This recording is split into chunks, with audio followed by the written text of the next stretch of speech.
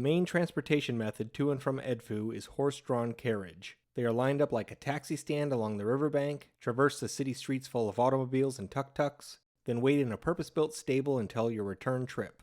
The next leg of the journey is running the gauntlet of merchants. When it came to tourist site vendors, this was by far the most aggressive. The Edfu Temple is one of the best preserved in Egypt. I'm not sure why it fared better than most. Perhaps the location was inconvenient, or it was buried prior to the quarrying efforts. It was built with sandstone in the Ptolemaic era between 237 and 57 BCE, spanning the rule of 6 kings. It's located on the site of an earlier, smaller temple also dedicated to Horus, and is oriented north to south, whereas the former structure ran east to west. It's said that only the tops of the pylons were visible in 1798, when rediscovered by a French expedition. Excavations started in 1860 by Auguste Mariette. Approaching the temple complex, we see the mud brick enclosure walls are largely intact. This first structure on the left is a birthhouse. This area shows signs of quarrying, as the front half of the exterior wall and most peripheral structures are gone. Notice the energetic symbol we usually see on columns. The carvings are a mix of high and low relief, with those on the interior ceiling being my favorite.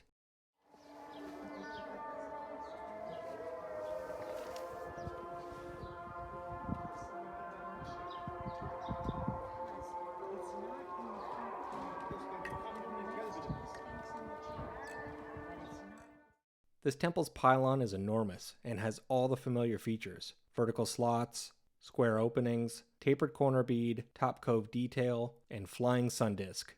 Low relief carvings of applicable gods, as well as the king in his smiting of his enemies / Orion pose. Huge door hinge pockets, and the ornate ceiling carvings of vultures and more winged sun disks. The most interesting aspect of these pylons for me is the variation between sites. Number of slots for flags, number of square openings above each slot, number of entry points, and the difference in overall width and height. I wonder if it was purposeful or just artistic choice. That's the entrance in the middle. We're inside of the courtyard. That's the locked door, which is a staircase to climb up into that bad boy and come out on the roof somewhere. And then there's a matching door set up over here.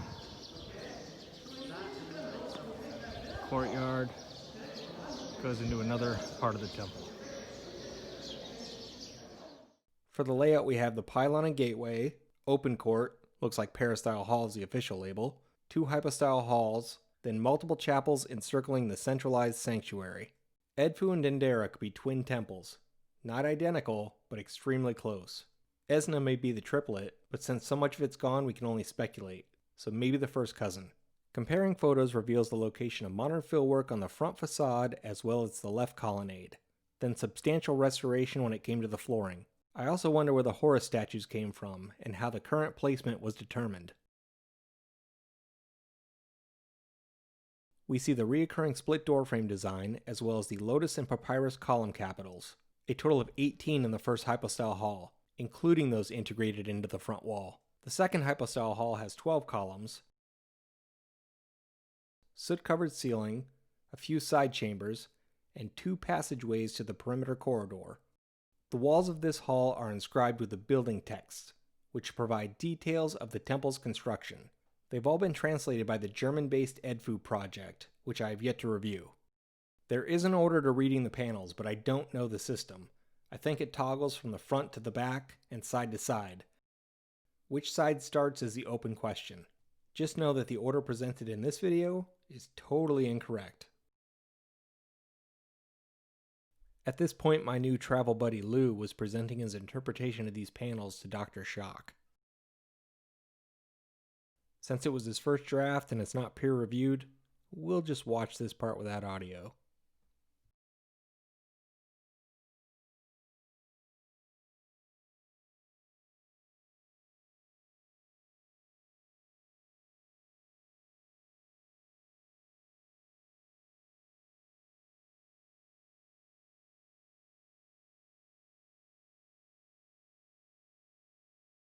In what's labeled as the transverse hall, we have the staircases. Straight run on the west, spiral on the east, opposite of what we saw at Dendera. the Temple of Edfu. There's a long staircase, just like the Temple of Hathor, that goes up to the roof, but they have it blocked off. And it's got the exact same deep wear pattern from centuries or millennia of wear and tear. Though not as severe, these steps displayed the same sign of degradation as seen at Dendera and Abydos. Sandstone erosion, not melting.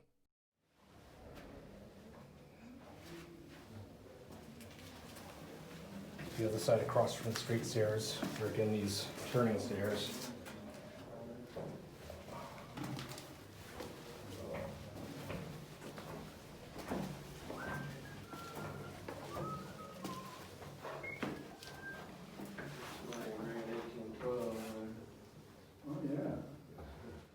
Within the sanctuary is a solar boat and shrine. From what I've read, the boat is a modern recreation. I'm unsure about the shrine. It could be basalt or black granite polished to a very high sheen, and we'll see one similar at Elephantine Island. This is a back left room, part of the temple that's right past where there's a little stone boat and metal, I don't know, like shed structure. They've got things blocked off. They've got a wooden block, little passageway, goes both left and right, and then one on the floor that's a drop down and then shoots off that way. Thus far, I've been unable to locate any detailed layouts of the crypts within this temple, but I did find a video proving their existence. From what I can tell, there are no inscriptions, and they are a series of interconnected passages, running 3 to 4 levels within the walls, reminiscent of the pre-spy tunnels we saw at Kamambo. On our way out to the perimeter corridor, we pass a kiosk and catch a glimpse of some roof access. Some sections of this corridor are just wide enough for a single person. The last time I saw walls this close together, I was living in Boston. Lion rain spouts, lime mortar repair, and walls fully covered in low-relief carvings. This is an internal sidewall around the internal temple. It's depicting the flood story, and all these little hippos represent Set, and the person harpooning him represents Horus.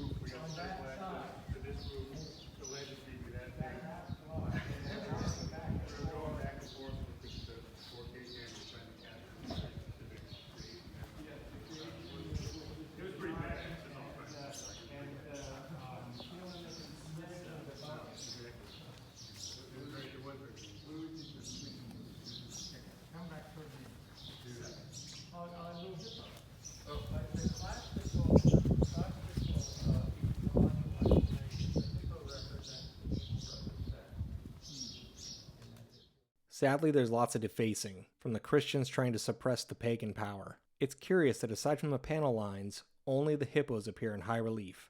On the way out, I once again find the spare parts bin. I wish I would have been this good at finding the Nilometers, but I didn't realize they were a standard feature until after the fact. The spare parts bin, or open-air museum, as I'm now seeing them labeled, was tucked away in the front corner, but there wasn't much. A false door, vessel in progress, more of these Coptic ritual tray thingies, then this odd fella. It's tapered towards the center from both sides. It kinda looks like a timed pulley of some sort, but who knows.